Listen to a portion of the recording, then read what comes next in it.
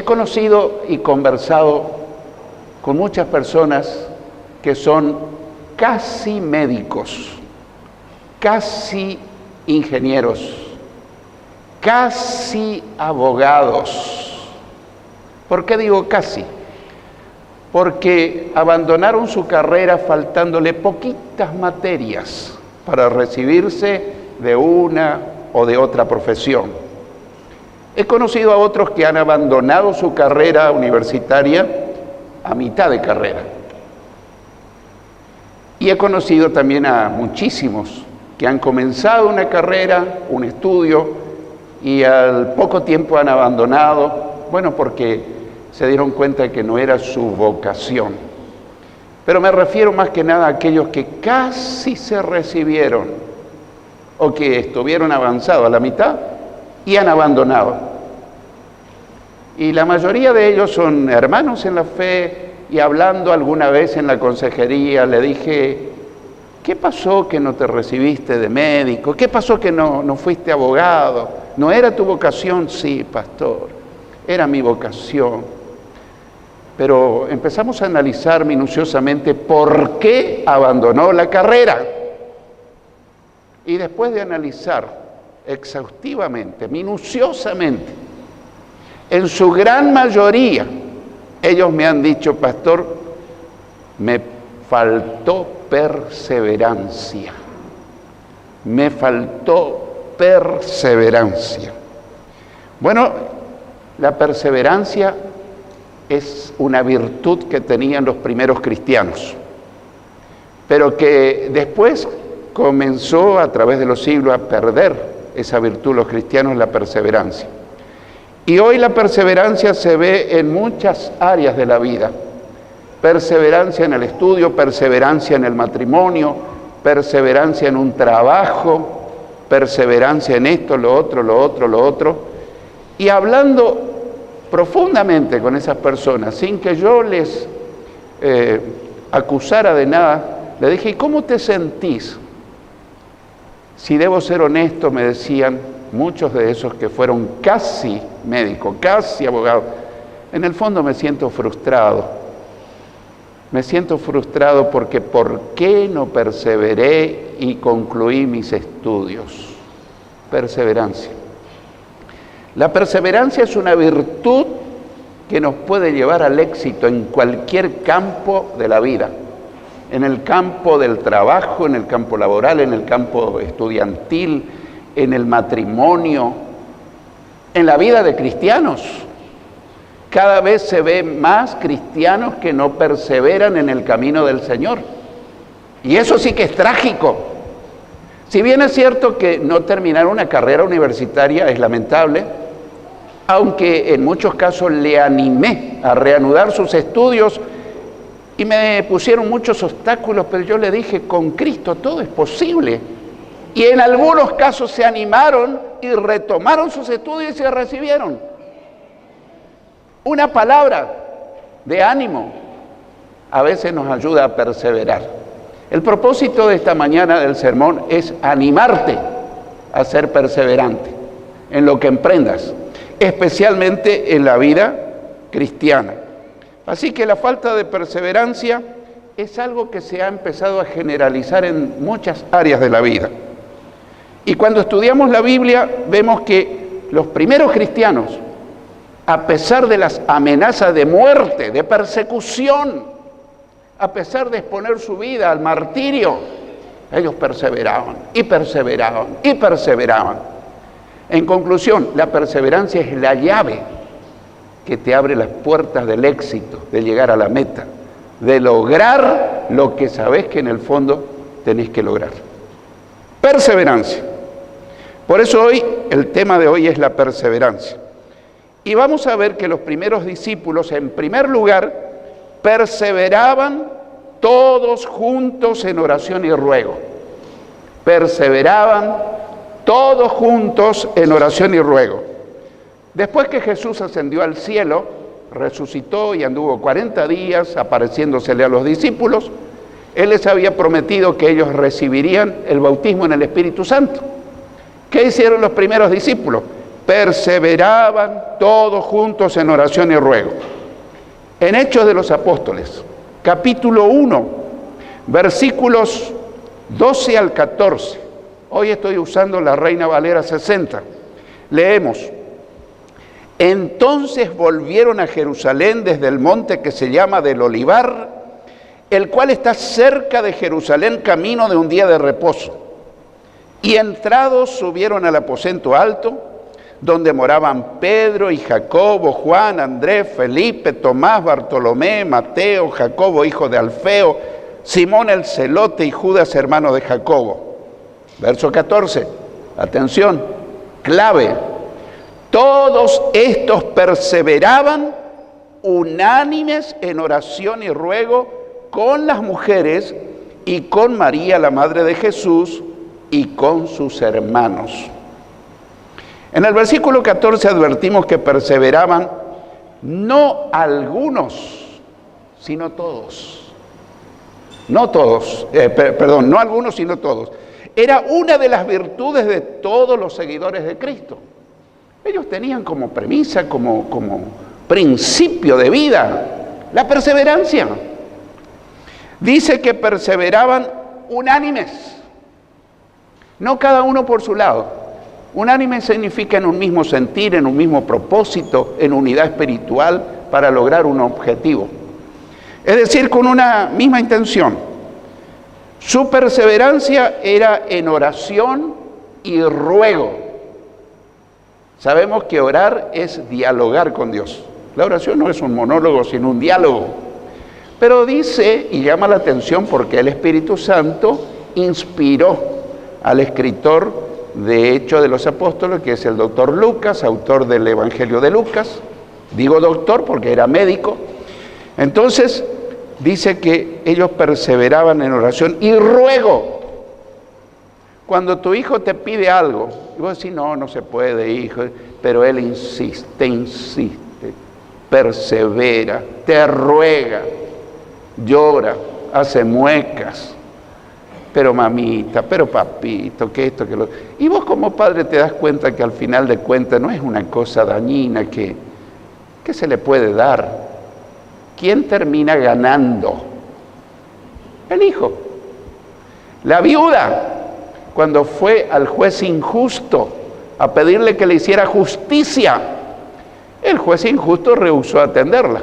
¿Pero qué hizo la viuda? Perseveró una vez, otra vez, otra vez, otra vez, otra vez. ¿Qué dijo el juez injusto?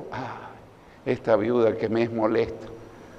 Voy a tener que atenderla porque me va a sacar de las casillas. No dice así la Biblia, pero yo estoy parafraseando. ¿Qué logró con su perseverancia? Que el juez, a pesar de ser injusto, la atendiera. Perseverancia. En otra ocasión alguien fue a pedir pan, pero era medianoche. Y el dueño de casa le dice, ya es tarde, ya no te puedo dar el pan. Pero siguió pidiendo, siguió pidiendo, siguió pidiendo. ¿Cómo terminó la historia? Que el otro se levantó y le dio el pan. Pero los cristianos del siglo XXI, no sé, vamos a decirlo despacito que no escuche nadie, entre nos, ¿somos perseverantes? ¿O lo intentamos un poquito y aflojamos? 2 veces, bueno, Dios ya sabe. 3 veces, bueno, sí, el Señor ya sabe. El Señor no se hace de rogar. Pero quiere enseñarlo una de las virtudes máximas del cristianismo, que es la perseverancia, especialmente en la vida de oración, en todas las cosas.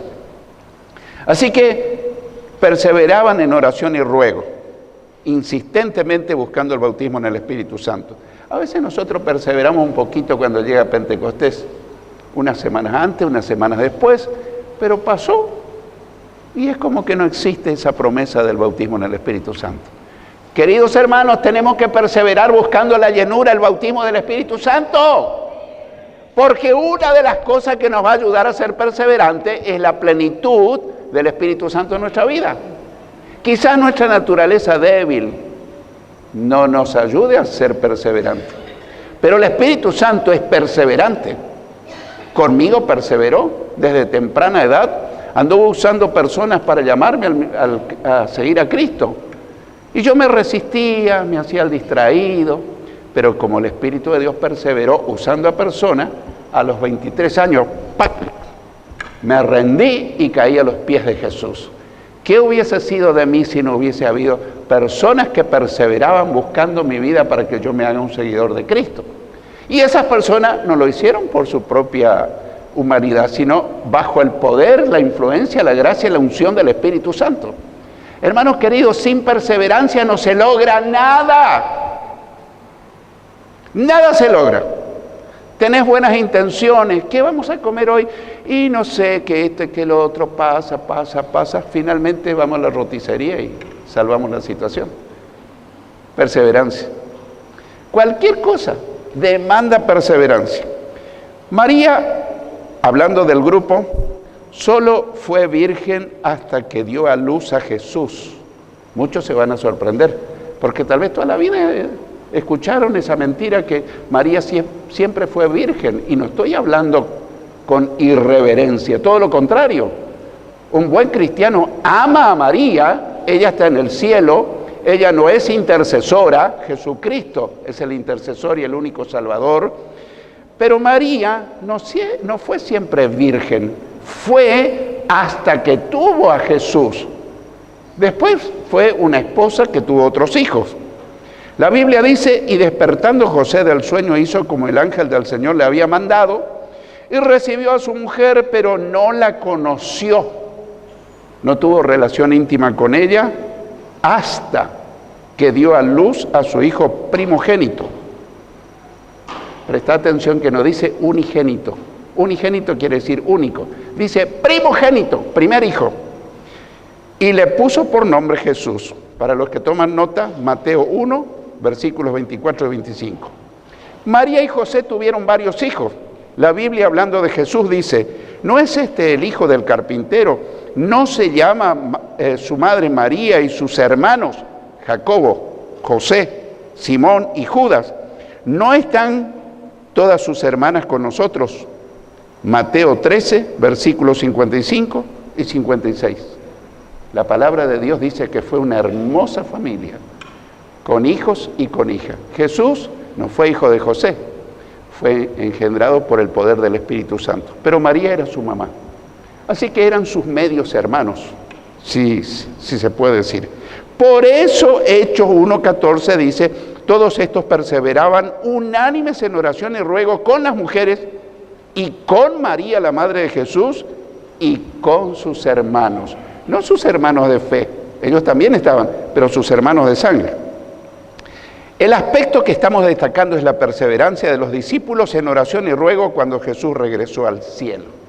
La gran pregunta es, si hoy nosotros tuviéramos que decir, ¿yo soy perseverante?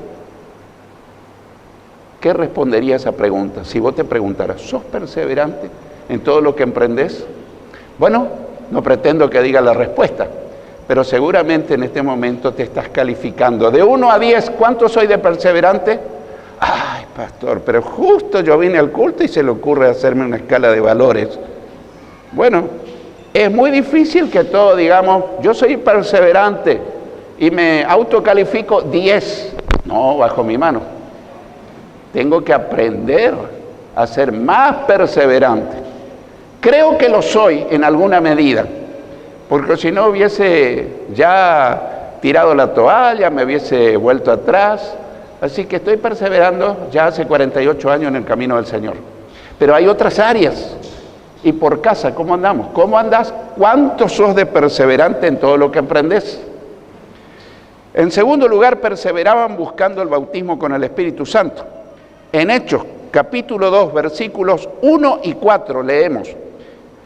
Cuando llegó el día de Pentecostés, estaban todos unánimes juntos.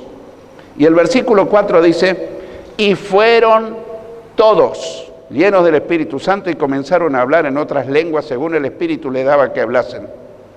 Varios aspectos se destacan. Estaban todos, no algunos, sino todos. Qué lindo sería si eso ocurriera en cada culto. Estaban unánimes, ¿qué significa? En un mismo sentir. Ahora estamos un hermoso grupo. La pregunta es, ¿estamos unánimes? Unánimes quiere decir de un mismo corazón, un mismo sentir, sin disensión, sin confrontación, a pesar de las diferencias de personalidad. Estaban juntos, presentes físicamente. Consecuencia, verso 4, fueron todos, no algunos, sino todos fueron llenos del Espíritu Santo. Ahí todos recibieron. ¿Cuál fue la clave? La perseverancia en la búsqueda. Por su perseverancia en orar y rogar, fueron todos llenos del Espíritu Santo. La pregunta crucial para nosotros, ¿y nosotros somos perseverantes en buscar la segunda mayor experiencia después del nuevo nacimiento? ¿Cuál es la segunda? El bautismo en el Espíritu Santo. Cuando uno se convierte, nace de nuevo, el Espíritu de Dios ya viene a vivir en nosotros. Es lo que la Biblia dice, el sello. Pero esa no es la plenitud, la llenura, el bautismo. Eso hay que buscarlo a posteriori. Ay, ¿y no soy salvo si no tengo el bautismo? Sí, soy salvo si no tengo el bautismo. Porque el bautismo, al final de cuentas, es para servir, no es para ser salvo. El bautismo del Espíritu Santo. Pero sin la llenura del Espíritu Santo es difícil ser perseverante, porque mis fuerzas son limitadas, porque mis fuerzas son falibles. Así que tiene mucha relación la plenitud del Espíritu con la perseverancia. En tercer lugar, perseveraban en 4 aspectos vitales de la vida cristiana. Perseveraban en 4 aspectos vitales de la vida cristiana. En Hechos capítulo 2, versículo 41 y 42 leemos: así que los que recibieron su palabra fueron bautizados y se añadieron a la iglesia aquel día como 3,000 personas. Y perseveraban en la doctrina de los apóstoles, en la comunión unos con otros, en el partimiento del pan y en las oraciones. 1. Perseveraban en la doctrina de los apóstoles. ¿Qué significa eso? Doctrina quiere decir enseñanza. ¿De quiénes? De los apóstoles. Los apóstoles, ¿quiénes eran? Los primeros discípulos de Jesús. En otras palabras más sencillas, ellos perseveraban estudiando, aprendiendo lo que Jesús le había encomendado a los apóstoles, a sus primeros discípulos, y ellos perseveraban. Hoy más que nunca, querido hermano, querida hermana, necesitamos seguir las enseñanzas de Cristo, porque en este momento a nivel mundial se predica un falso evangelio, no en todos lugares, pero en muchísimos lugares se predica, hace un pacto, trae tu dinero, pone $1,000 y Dios te va a prosperar en tu negocio. Ese no es el evangelio de Cristo. Ese es el evangelio de los que quieren aprovecharse de tu bolsillo. Porque Dios te lo va a dar todo sin cobrarte nada. Dios da de regalo. De gracia recibiste, da de gracia. Ahora, eso no me exime de que yo ofrende y diezme para el Señor, pero no especulando. Voy a dar a ver cuánto Él me va a dar. Y hoy hay muchísimo eso, de pactos, de hacer esto, de hacer lo otro. Entonces, perseveraban aprendiendo la enseñanza de Jesucristo. La pregunta es, ¿nosotros perseveramos también estudiando la palabra? Porque es más fácil encender el televisor, internet y escuchar lo que enseña el apóstol fulano, el profeta fulano. Y yo estoy honestamente horrorizado de la enseñanza de apóstoles, entre comillas, y profetas que enseñan falsas doctrinas, como el ejemplo que te acabo de poner, y como cosas absurdas, que por ejemplo, que Cristo va a avisar cuando Él va a volver a llevar a los suyos.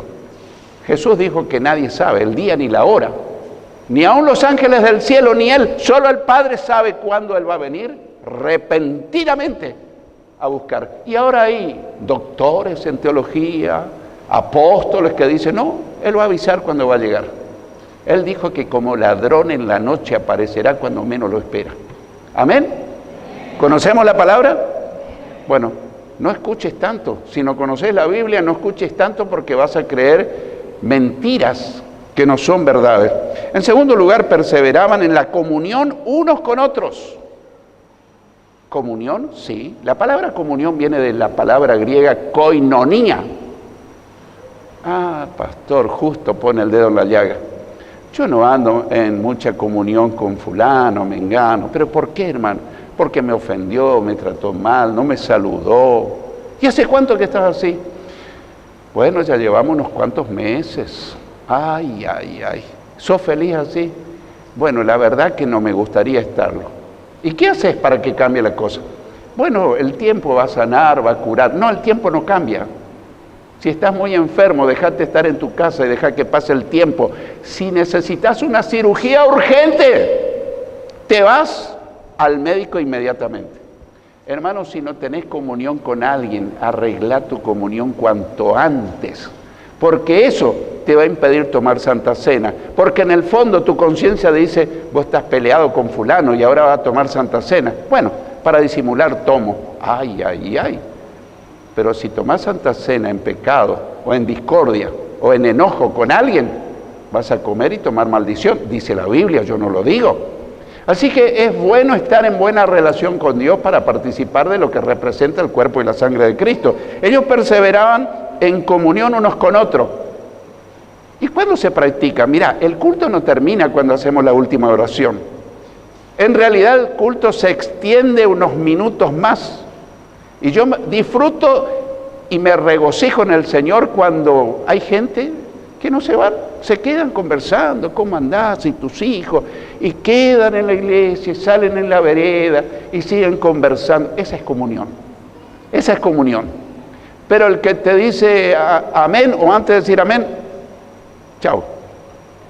No conozco a nadie, no tengo relación con nadie. Esa no es la iglesia. Sálvese quien pueda. La comunión de la cual me habla es la buena relación que tengo con mis hermanos, aunque piense diferente, aunque me ofendió, le perdono, y eso hace que te sientas feliz en la iglesia. Una iglesia en comunión es un imán para los que no conocen al Señor. Anoche alguien me comentaba, estuvimos en un cumpleaños, y me comentaba, desde que fui a la iglesia, a esta iglesia, he sentido un ambiente gratísimo, sin que me conocieran. Vinieron todos a saludarme, me hicieron sentir bien. Y me comentaba de otra iglesia donde dicen me pasaban por al lado, nadie me miraba, nadie me saludaba, nadie se interesaba en mí. Hermanos, podemos tener una catedral de oro, de cristal, pero si entre nosotros no hay comunión, hay un invierno helado espiritual.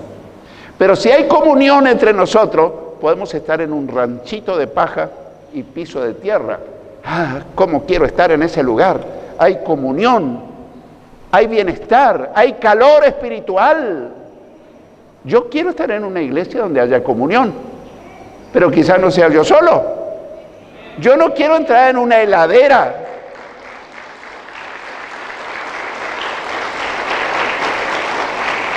¿De quién depende la comunión? De mí. Pero si el otro no tiene comunión conmigo, inicia la voz. Lo que sembras cosechas. Al tiempo esa persona que parecía apática, fría, indiferente, no se resiste. Cuando vos te acercás, le das un beso, le das un abrazo, ¿cómo estás? Y la otra persona dice, bueno, empieza a hacer lo mismo que vos hiciste. Comunión. Ellos perseveraban en el partimiento del pan, es decir, en el servicio de la Santa Cena. Ellos no celebraban la Santa Cena una vez al mes, todos los domingos. ¿Y esto qué implicaba? Que siempre estén preparados para participar de Santa Cena. Yo conozco por ahí algunas iglesias, no voy a decir esta, pero por ahí conocí otras iglesias, en los 48 años que llevo de seguir al Señor, que el día de Santa Cena algunos no van a los cultos. ¿Por qué? Porque vienen y saben que no están bien, entonces van a ver que no participa y todos le van a mirar y dicen, ¿quién sabe qué van a pensar de mí? O si no vienen y bueno, para disimular, toman Santa Cena estando mal. ¿Y qué le produce esto? Frialdad espiritual.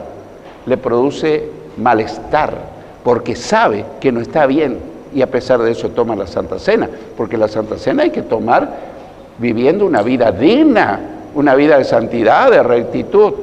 Conocí iglesias así. Bueno, estoy hablando entre líneas, hermano. En cuarto lugar, perseveraban en las oraciones. Aparte de las oraciones personales, ellos no iban un miércoles a orar. ¿Sabés que los judíos iban todos los días a las 3 de la tarde a orar? Pero pastor, y no tendrían nada que hacer, eran todos desocupados, tenían su trabajo, vivían como nosotros. Pero a las 3 de la tarde ellos iban a la oración. Pero ¿y si yo oro en mi casa? Es muy importante. Pero la oración de la iglesia es poderosa para romper ataduras. Por eso necesito unirme a mis hermanos que vienen a orar, y yo también. No te pedimos que venga todos los días, pero el miércoles a las 20, firme, orando. Las ataduras se van a desatar y vas a empezar a ver la mano de Dios, porque hay veces yo oré meses sin resultado. Y le pedí a los hermanos que oren por mí en cualquier situación, y en poquísimo tiempo la cosa cambió. El culto de oración.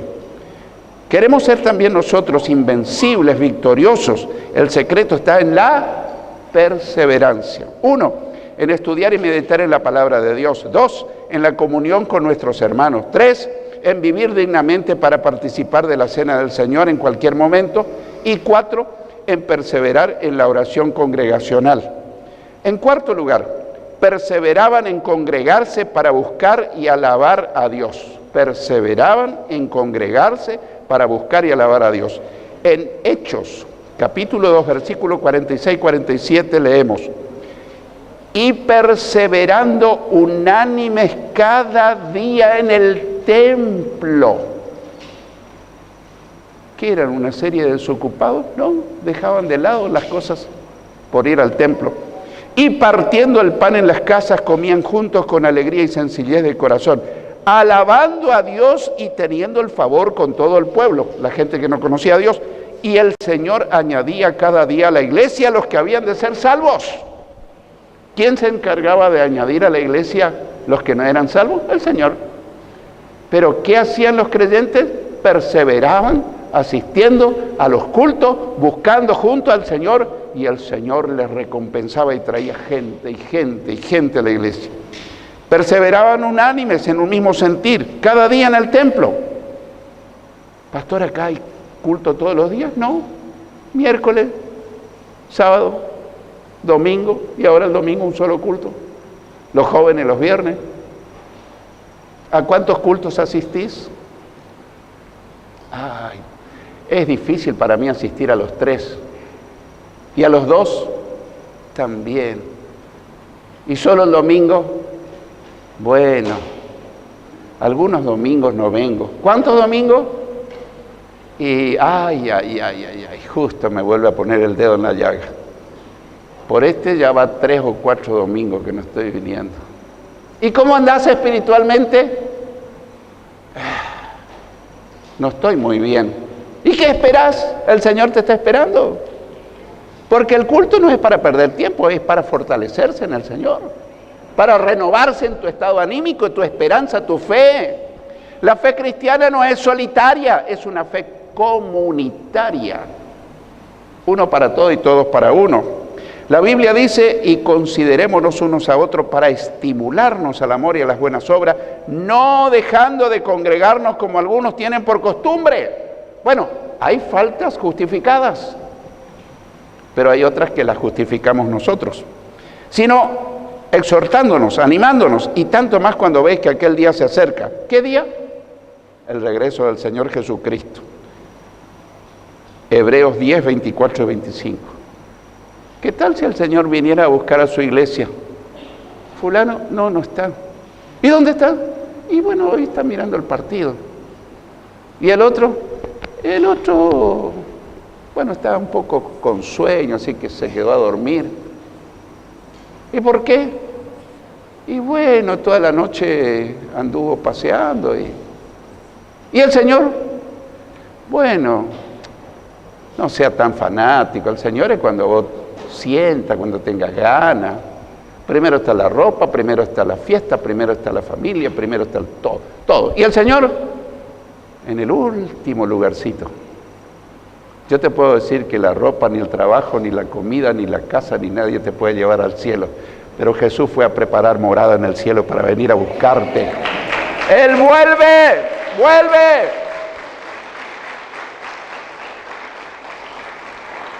El rey David decía, una cosa he pedido al Señor, y esta buscaré, que esté yo en la casa de Dios todos los días de mi vida para contemplar la hermosura del Señor y para buscarlo en su templo. Salmo 27:4. Pero pastor, ¿y yo no lo puedo encontrar en mi casa? Sí, yo también lo busco y lo encuentro. Pero necesito ser un cristiano a la manera de Dios. Él estableció su iglesia para que en su iglesia me fortalezca. Porque la Biblia dice, ni las puertas del Hades prevalecerán contra mi iglesia. No dice contra un cristiano suelto que se queda en la casa. Contra la iglesia, cuando la iglesia está reunida. Debemos concluir. Debemos aprender a perseverar en todas las áreas de la vida para lograr nuestros objetivos. Pero hay un área que define si pasaremos la eternidad en el cielo con el Señor o pasaremos en el lago de fuego con el diablo. ¿Quién decide? Cada uno de nosotros. Por eso Jesús fue muy claro que en los días previos a su regreso a buscar a lo suyo, Él dijo en Mateo 24, 11 al 13, y muchos falsos profetas se levantarán, se está cumpliendo al pie de la letra, y engañarán a muchos, y por haberse multiplicado la maldad, el amor de muchos se enfriará. ¿Está ocurriendo? Sí. Mira cómo finaliza. Mas el que persevere hasta el fin, este será salvo. El que tenga oídos para oír, oiga lo que el Señor te dice y me dice. Hijo, sé perseverante hasta el final de tu carrera en la tierra y entrarás al cielo.